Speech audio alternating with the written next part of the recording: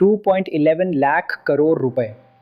एक ही महीने में जुलाई 2026 में इंडिया का जीएसटी कलेक्शन ने नया रिकॉर्ड बनाया।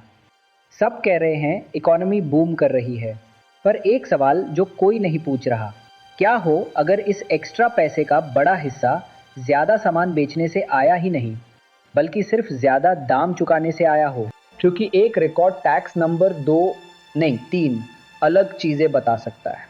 या हम ज़्यादा सामान बेच रहे हैं, असली ग्रोथ, या वही सामान महंगा हो गया, इन्फ्लेशन, भेस बदल के, या फिर बेहतर कंप्लायंस। तो सच क्या है? चलिए पैसे को फॉलो करते हैं।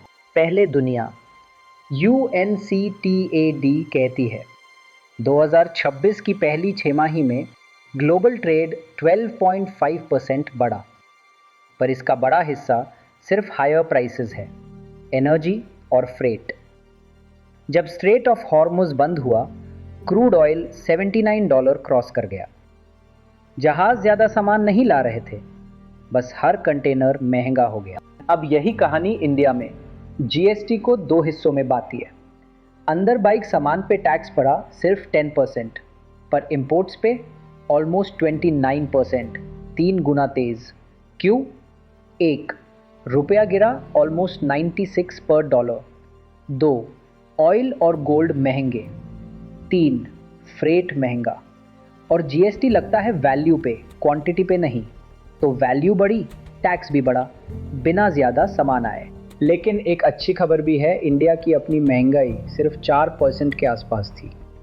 मतलब डोमेस्टिक जीएसटी की 10% ग्रोथ का एक सॉलिड हिस्सा असली है।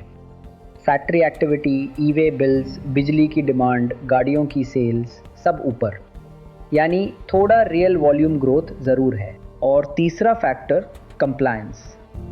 एआई और डेटा एनालिटिक्स अब फेक इनवॉइसेस रियल टाइम में पकड़ रहे हैं। फेक बिलिंग चेन्स टूट रही हैं, मिसमैच्ड एंट्रीज फ्लैग हो रही हैं। इससे कलेक्शन थोड़ा और बढ़ता है, पर ये छोटा हिस्सा है, पूरी कहानी नहीं।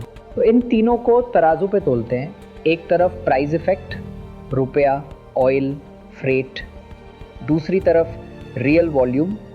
और तीसरा कंप्लायंस।